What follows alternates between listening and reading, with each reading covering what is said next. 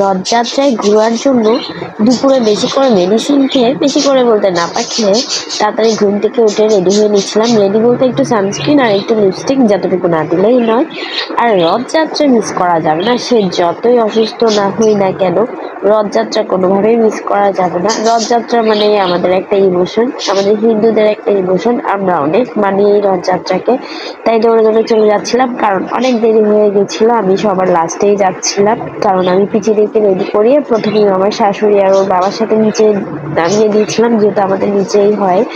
তো আমি তাড়াতাড়ি জ্যামশনওয়ালার মোড়ে চলে যাচ্ছিলাম, গিয়ে দেখলাম এত জ্যাম, আমি কোনোভাবে ভিড় থেকে বেরিয়ে হতে পারছিলাম না। মানে আমি জাস্ট বাসা থেকে নেমে সিজলের সামনেই যেতে পারছিলাম না, এত এত মানুষ ছিল। কত মানুষ বলে বোঝাতে পারবো না।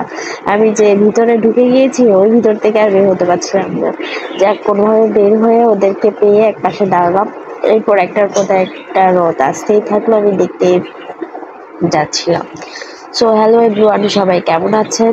আমার ভয়েসটা সবাই একটু ইগনোর করবেন। আমি কিছুদিন পেজে ইনঅ্যাক্টিভ ছিলাম, কারণ আমার পেজে একটা প্রবলেম দেখাচ্ছে দিয়েছিল, এটা আমি ঠিক করার চেষ্টা করছি। তো আমি যেহেতু অসুস্থ, সবাই আমার ভয়েসটা ইগনোর করবেন। ভয়েসটা ভীষণ খারাপ অবস্থায় আছে, এই কারণেই কিছু রিলস আপলোড দিচ্ছিলাম, ভিডিও ভয়েস দিতে পারছিলাম না। এত মানে গলাটা এত ব্যথা ছিল। আমরা মা ছেলে তিনজনই অসুস্থ ছিলাম। তারপরও একটু রথযাত্রা না দেখলে কেমন যেন মনটা খুঁতখুত করে, তাই ওদের নিয়ে নিচে নেমেছিলাম।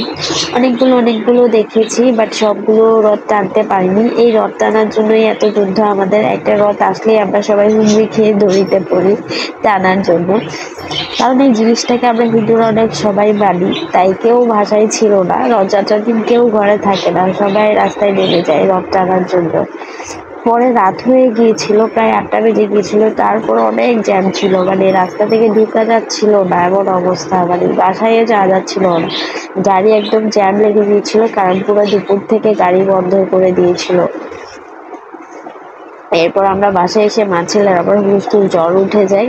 তখন আমি ওদের মনটাকে শান্ত করার জন্য বকবক করছিলাম। কি করবো, আমারও তো খারাপ লাগছিল।